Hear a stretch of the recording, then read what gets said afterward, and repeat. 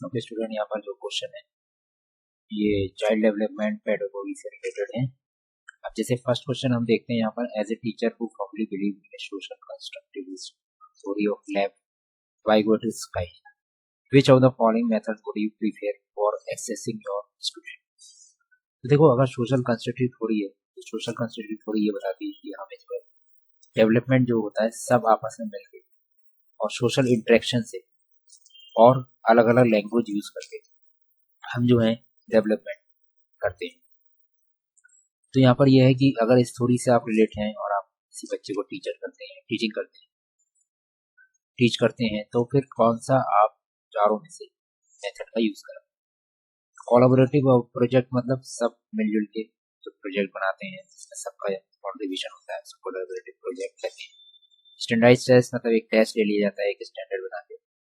Fact based recall question यानी कि एक ही कॉन्सेप्ट, अगर कोई प्रीवियस कॉन्सेप्ट है उसी के बेस पे फिर से नए क्वेश्चनों को समझाया जाता है।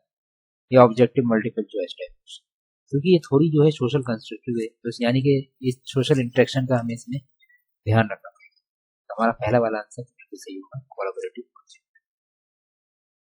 ठीक है, अब नेक्स्ट है to create to individual difference in his classroom a teacher should. अगर एक इंडिविजुअल डिफरेंस आपको क्रिएट करना है तो एक टीचर को क्या करना चाहिए। Have uniform and standard base of teaching and assessment, segregate and label children based on their marks, engage in a dialogue with student and value their perspective, या impose strict rules upon this student। तो देखो D वाला तो बिल्कुल गलत है, strict rule तो अब चलते नहीं। अगर स्टूडेंट के बीच में इंडिविजुअल डिफरेंस है तो कभी कभी हमें समझाने की जरूरत पड़ जाती है कि भाई आप में और आप में फर्क है। जैसे हम कहते हैं क्लास में कि आप में और आप में बहुत ज्यादा फर्क है, उसके पीछे क्या रीजन है कि हमें ये चीज इसलिए समझाना पड़ती है ताकि बच्चा समझे कि मेरे अंदर क्या कमी है, उनको कैसे इम्प्रूव कर सकता हूँ। वही मैं इम्प्रूव भी कर सकता हूँ इसलिए क्योंकि मेरा जो दूसरा दोस्त है वो मुझसे ज्यादा स्मार्ट है, उसका मतलब मैं भी उसकी तरह बन सकता हूँ। बच्चा ये समझ सकता है, अपनी कमी भी समझ सकता है और वो पॉजिटिव भी रहेगा कि मैं दूसरे स्टूडेंट की तरह, सामने वाले स्टूडेंट की तरह बन सकता हूँ। तो इसलिए क्या करना चाहिए आपको, ऐसा अगर ऐसी कंडीशन है तो have uniform and standard base of teaching and assessment.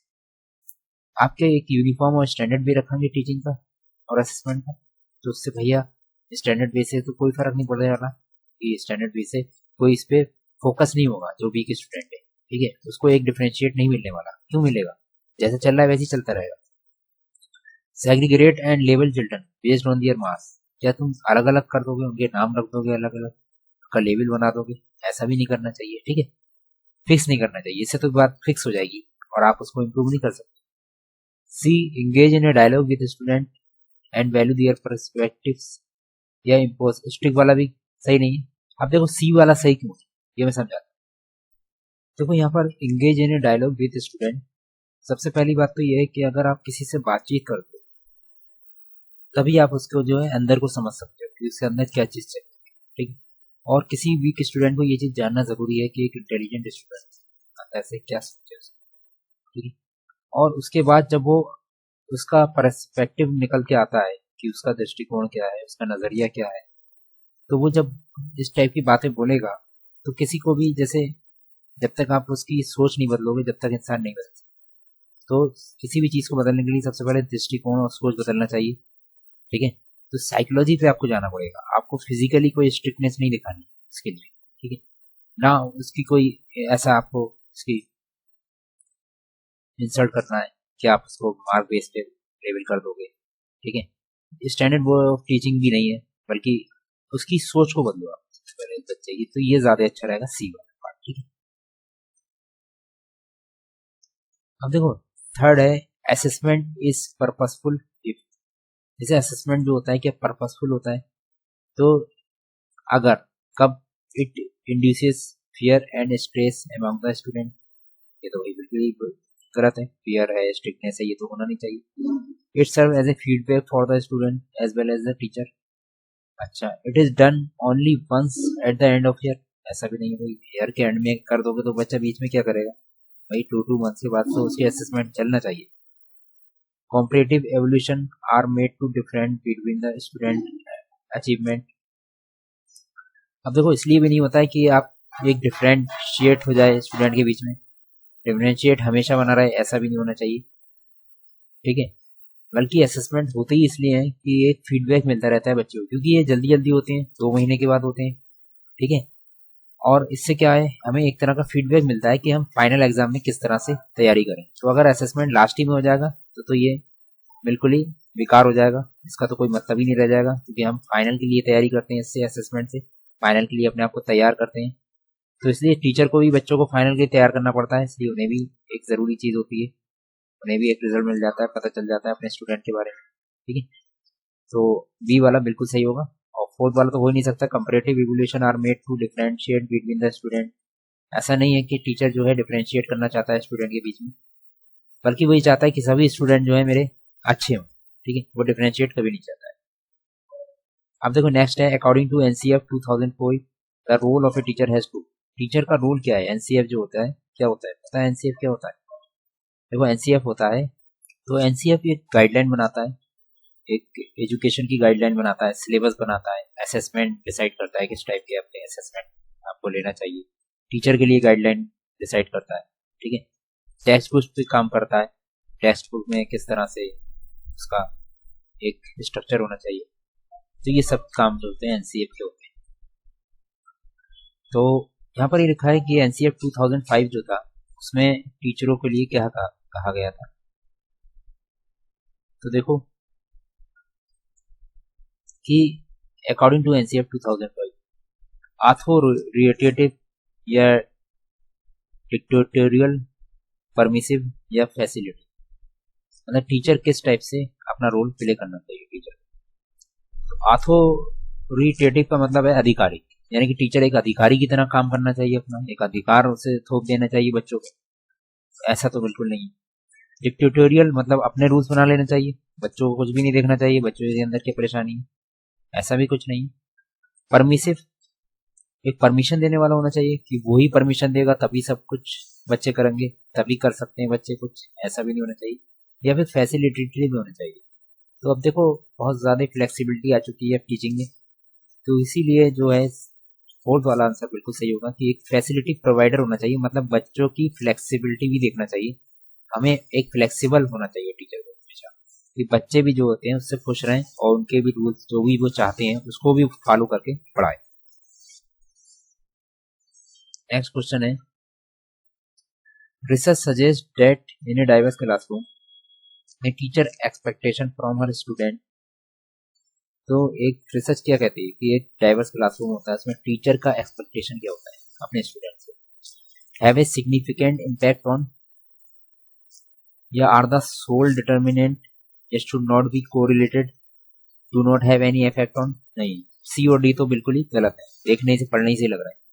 अब बात आती है हैव ए सिग्निफिकेंट इम्पैक्ट या आर द सोल डिटरमाइंड। अब देखो सोल डिटरमाइंड क्या होता है और हैव ए सिग्निफिकेंट, और सोल डिटरमाइंड का मतलब होता है जो एकमात्र निर्धारक होता है, मतलब सिर्फ वही निर्धारित करेगा हर स्थिति को, हर कंडीशन को। तो ऐसा नहीं है, मैंने बताया फ्लेक्सिबिलिटी होना चाहिए। तो बात ये आती है कि सिग्निफिकेंट इम्पैक्ट का क्या मतलब हुआ यहाँ पर, कि एक बहुत ही ज्यादा इंपॉर्टेंट इफेक्ट होता है, यानी कि टीचर को जो है अपने एक डाइवर्स क्लासरूम में टीचर का एक्सपेक्टेशन यही है कि वो एक बहुत ही ज्यादा इंपॉर्टेंट उसका एक इफेक्ट पड़े, यानी कि इंपॉर्टेंट पड़े, यानी कि सभी चीजों को ध्यान में रखा जाए, ठीक है, स्टूडेंट की जो भी रिक्वायरमेंट है। तो सिग्निफिकेंट मतलब बहुत ज्यादा एक फैक्ट, मतलब इम्पैक्ट पड़े, तो यही सही रहेगा। अच्छा, 6 वाला, inclusion of children with special needs is an unrealistic goal, is determined to children without disabilities, या will increase the burden on school।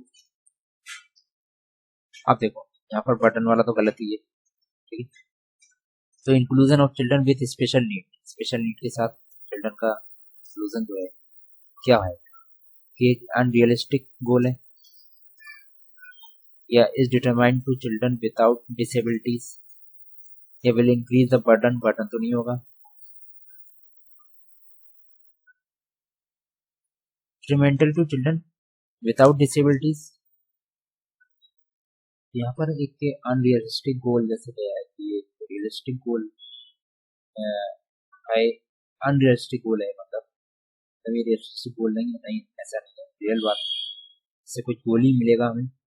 This determinant is detrimental to children without disabilities, यानी कि ये अगर तब होना चाहिए जब कोई पर्सन जो है डिसेबल हो, अगर डिसेबल नहीं है तो हमें क्या इंक्लूजन ऑफ चिल्ड्रन यानी कि जो सब इंक्लूजन एजुकेशन है कि वो उसे नहीं देना चाहिए, वो तब देना चाहिए जब डिसेबिलिटी हो।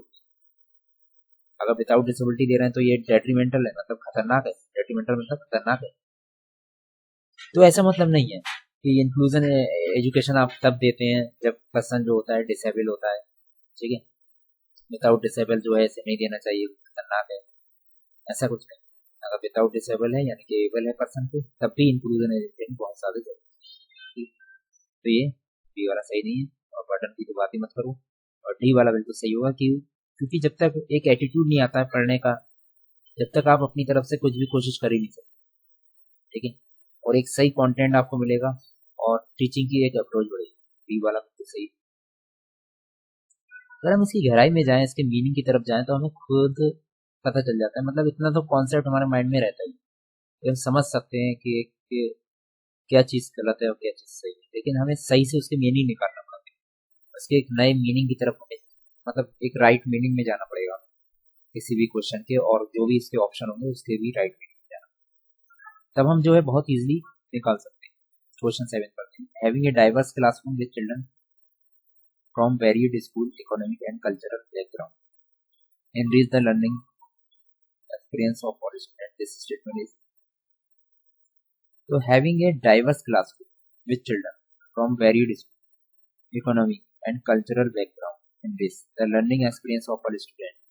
अगर एक डाइवर्स क्लासरूम है और और वेरीड कर रहा है वो सोशल इकोनॉमिकल और कल्चरल बैकग्राउंड के, मतलब अलग अलग टाइप के बच्चे हैं, जैसे सोशल बैकग्राउंड का कुछ है, कोई बच्चे इकोनॉमिकल बहुत अच्छे हैं, कोई बुरे हैं, ठीक है, और कल्चरल बैकग्राउंड भी सबका जो है इनरिच है, तो क्या फर्क पड़ेगा, मतलब क्या स्टेटमेंट यहाँ पर कौन सा सही रहेगा, इन सब बातों को ध्यान में रखकर।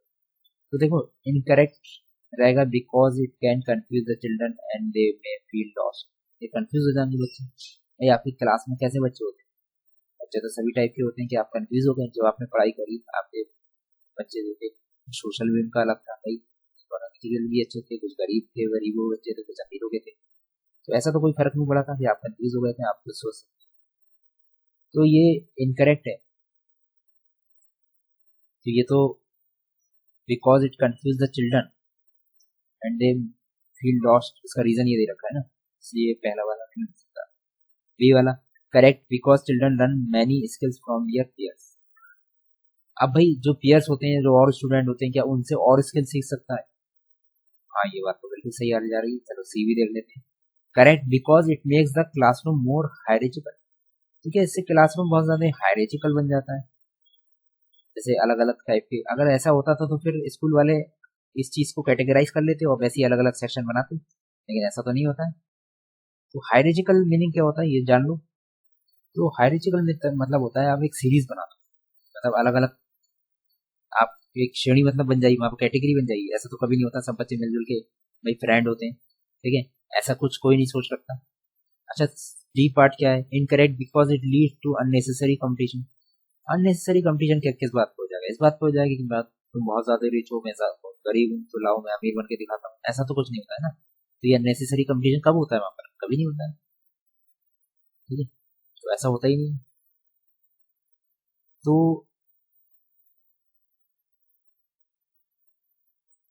तो ये जो अगर इनकरेक्ट होता है स्टेटमेंट, तो ये तो करेक्ट स्टेटमेंट है चलो, लेकिन इनकरेक्ट भी नहीं है, इसकी वजह से इनकरेक्ट भी नहीं हो सकता ये स्टेटमेंट, तो सी वाला बिल्कुल करेक्ट होगा। तो यानी कि ये करेक्ट ही स्टेटमेंट है जो ऊपर लिखा हुआ, और करेक्ट ही में आंसर होगा। तो करेक्ट में आंसर ये होगा because it make the classroom, sorry correct में ये आंसर होगा because the children many learn skill from their place. हाँ अलग अलग स्किल आ सकते हैं, ठीक है, तो स्किल अगर आते हैं तो स्किल में कंपटीशन वाला कोई अननेसेसरी कंपटीशन वाली बात नहीं आती।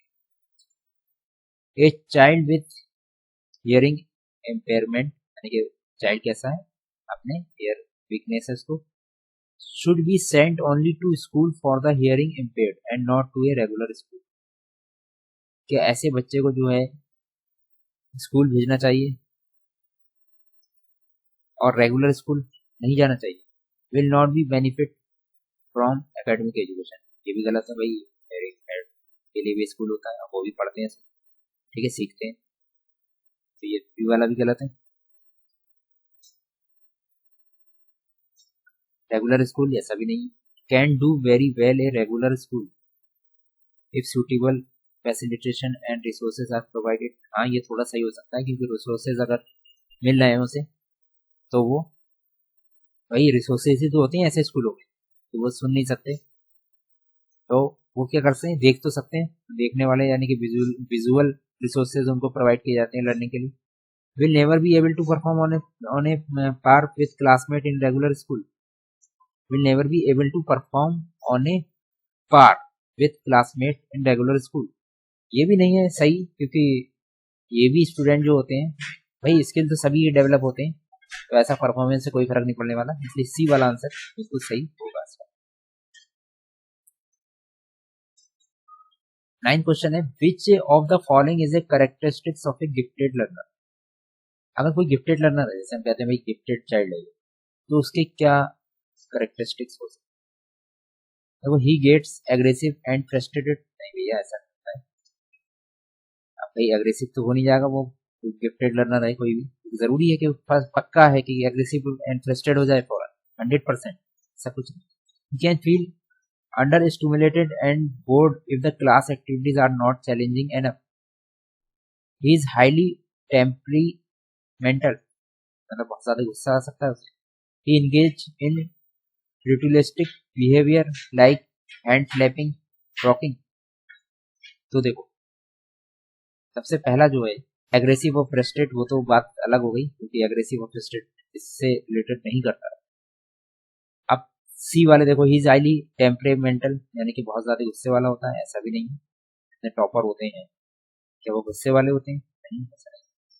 ही एंगेज इन यूटिलिस्टिक बिहेवियर, अब भाई यूटिलिस्टिक बिहेवियर क्या होती है, तो इसका आंसर जो है क्वेश्चन 9 का बी वाला बिल्कुल सही होगा। He can feel under stimulated and bored if the class activities are, और डी वाला जो है गलत होगा, क्योंकि ये जो होता है एक आक्रामक बिहेवियर होता है, और आक्रामक बिहेवियर जैसे बहुत ज्यादा अपने आप, वो ये चाहता है कि मेरे लिए जो है क्लैपिंग हो, हैंड फ्लैपिंग, जैसे हैंड फ्लैपिंग कर दे, वो थप्पड़ मार दे, रॉकिंग हो जाए बहुत ज्यादा, जैसे ऐसा इस टाइप का एंगेज रहना नहीं चाहता, ये भी गलत है, डी वाला। Question 10, a teacher can enhance effective learning in her elementary class. Teacher जो होता है कैन इनहेंस, अपने आप को इनहेंस कर सकता है effective learning in her elementary class को by offering rewards for small step in learning, drill and practice, encouraging competition amongst her student, connecting the content to lives of the student। तो teacher जो होता है वो enhance करता है effective learning in her elementary classroom, कैसे, offering rewards for small step in learning, क्या वो रिवार्ड्स देता है फॉर स्मॉल स्टेप के लिए, ड्रिल एंड प्रैक्टिस, वो प्रैक्टिस कराता है, encouraging competition amongst her student, या connecting the content to the lives of student.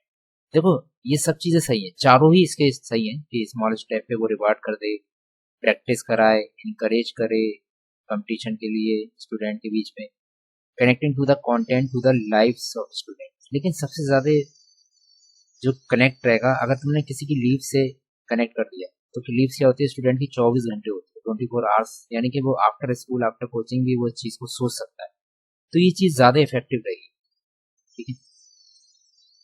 तो नेक्स्ट है 11, which of the following statements about children are correct, कि children are passive recipient to of knowledge, या children are problem solver होते हैं, children are scientific investigator होते हैं, children are active explore of the environment. तो देखो, इसमें A की बात करें तो ये पैसिव रिसिपिएंट ऑफ नॉलेज, तो पैसिव तो नहीं हो सकते, मतलब जब तक एक्टिव नहीं रहोगे जब तक आप नॉलेज को हासिल नहीं कर सकते, ठीक है। तो इसलिए जब तक आप एक्टिव नहीं रहोगे, इसलिए फर्स्ट ए वाला तो गलत है। चिल्ड्रन आर प्रॉब्लम सॉल्वर, हाँ ये प्रॉब्लम सॉल्वर तो हो सकता है। चिल्ड्रन आर साइंटिफिक इन्वेस्टिगेटर, ये भी सही है, बीसी। और children are active explore of the environment, हाँ भाई चिल्ड्रन एक्टिव भी रहता है, तो इसलिए बीसीडी सही, यानी कि डी ऑप्शन सही। Which of the following is the most effective methods to encourage conceptual development in student? मतलब कॉन्सेप्चुअल डेवलपमेंट मैंने इंकरेज करना है, बढ़ाना है स्टूडेंट पर, तो मैं कौन सा मेथड का सही यूज कर पाऊंगा, कौन सा मेथड सही है। तो देखो जो सही मेथड होगा मेरे पास वो क्या होगा, देखो new concept need to understood of their own without any reference to the old ones. नहीं भैया, रेफरेंस भी देना ही पड़ता है। Replace the student in correct ideas with correct ones by asking them to memorise नहीं करांगे हम कभी भी, बट एप्लीकेशन पे ध्यान नहीं देंगे। Give student multiple examples and encourage to use reason, ये भी सही है। यूज पनिशमेंट का भी यूज नहीं करेंगे, तो सी वाला बिल्कुल सही है, ठीक है। Primary school children will learn most effective in an atmosphere. जो प्राइमरी के बच्चे होते हैं वो मोस्ट इफेक्टिवली कब होते हैं, in the atmosphere where their emotional needs and met and they feel they are valued, where the teacher is authoritative and clearly dictates what should be done, where the, भाई teacher को कभी authoritative होना ही नहीं चाहिए, ये चीज मैंने बता दी थी। See where the focus and stress are only on mastering primary cognitive skill of reading writing and mathematics, और where the teacher lead all the learner and expect student to play passive role. तो passive role तो यहाँ पर चलता नहीं है, यहाँ पर तो एक्टिव रोल चलता है, ठीक है। ये फर्स्ट वाला भी सही है, और सेकंड वाला अथॉरिटेटिव नहीं होना चाहिए, मैंने ये बताया। थर्ड वाला focus and stress are only, stress भी नहीं दिया जाएगा, तो इसका मतलब ए वाला ही सही हो। सही, इस टाइप की किसी भी टाइप की पनिशेबल चीज नहीं दी जाती, स्ट्रेस भी नहीं होता है यहाँ पर, तो किसी भी चीज की लर्निंग। तो अब देखो यहाँ पर 14 वाला और पढ़ते हैं, उसके बाद 15 देखते हैं, 15 लास्ट होगा। A child seen a crow flying past the windows and say a bird, what does this suggest about the child thinking. Child has previously stored memory, या फिर child has developed the concept of bird, या the child has developed some tools of language to communicate her experience. तो child has previously stored memory, ये तो बात बिल्कुल सही है कि उसके अंदर मेमोरी में स्टोर है, कुछ ना कुछ कहीं स्टोर है, उसमें क्या कर लोगे। The child has developed the concept of a word, child ने क्या डेवलप कर लिया है, कॉन्सेप्ट ऑफ वर्ड, हाँ डेवलप कर लिया, तभी तो बोल रहा है, मतलब उसने डेवलप कर लिया, उसने क्रो डेवलप नहीं करा है, वर्ड डेवलप करा है, तभी तो उसके मुंह से निकला है। Child has develop some tools of language to communicate, हाँ ये तो चाइल्ड तो अपना डेवलप कर लेता है भाई, अपनी लैंग्वेज डेवलप कर लेता है वो, ठीक है, टूल डेवलप कर देता है, जैसे पानी को वो मम कहने लगता है, ठीक है, इस तरह से वो नए नए शब्द डेवलप कर लेता है। तो सही है, फिर एबीसी बिल्कुल सही होगा, सी वाला ऑप्शन सही। What should be the teacher tell her student to encourage to do task with intrinsic motivation. तो देखो what should a teacher tell her student to encourage them to do task with intrinsic motivation. तो intrinsic motivation जो आंतरिक motivation है, तो इसको encourage करना है, तो क्या टास्क करना चाहिए, कम on finish it before she does, ऐसा। Why cannot you will be like him? He has done it perfectly. Complete the task fast and get a toffee. मतलब टास्क को थोड़ा स्किलफुल होना चाहिए, अभी टॉफी का लालच तो ऐसा नहीं देना चाहिए। Try to do you will learn, try to do it, try करो और तुम सीखोगे। कम ऑन आओ, पहला वाला फिर से देखते हैं, कम ऑन आओ, finish it before she does, उससे पहले फिनिश कर दो। Why can not you be like him, see he has done it perfectly। तो कौन सा स्टेटमेंट इसमें सही रहेगा टीचर को इंक्रेज करने के लिए, इंट्रिंसिक मोटिवेशन दे रहा है, यानी कि अंदर को। तो देखो why can not you be like him, तो देखो लाइक मतलब अंदर से कोई लाइक कोई पसंद करता है तो अंदर से पसंद करता है। तो अगर हम ये कहें कि जब लाइक की बात आती है तो वो तो अंदर से होती है, यानी कि इंट्रिंसिक मोटिवेशन मिलता है, और परफेक्टली उसने कर लिया, तो मेरे ख्याल से ये बी वाला ही सही रहेगा इसका। और टॉफी वाला भी सही नहीं रहेगा, try to you will learn, तुम सीखोगे, तुम इसे करो। तो come on finish before she, तो ए और सी तो बिल्कुल सही नहीं होने वाले यहाँ पर। ट्राई टू डू इट, जिसे करो, यू विल लर्न, तुम सीखो, अगर हम ये कहें। तो अगर हम कंपेयर करें, कंपेरेटिव करें स्किल को लेकर, तब भी सही रहता है, बी और डी में से ही सही रहेगा कोई ना कोई। तो why can not you be like him, तुम उसकी तरह इस चीज को क्यों नहीं पसंद करते। सी देखो ही हैज डन परफेक्टली, ठीक है। तो ये जो चीज है कि तुम उसकी तरह क्यों पसंद नहीं करते, उसने जो है परफेक्टली कर लिया इस चीज को। और अगर हम कहें try to do you will learn, तुम सीखोगे, तो तुम सीखोगे तो ये ज़्यादा इंट्रेंसिक हुई। जैसे तुम ही सीखोगे, तुम ही इसे करो, तो तुम सीखोगे, सीखोगे यानी कि इंट्रेंसिक, तो ये ज़्यादा इंट्रेंसिक हुई। तो डी वाला ही ऑप्शन इसका सही रहेगा, क्योंकि हम दूसरे से अगर कनेक्ट करते हैं कि उसने परफेक्टली कर लिया है, तो हम एक एक्सटर्नली किसी चीज़ को देख रहे हैं, ठीक है। और अगर हम यही बात करते हैं तो इसका मतलब ये अंदर ही इंट्रेंसिक मोटिवेशन इसे दे रहा है, जो सिर्फ उसके बारे में ही सोचने के लिए तैयार कर रहा है, उस बच्चे के लिए जिसके अंदर कुछ कमी है।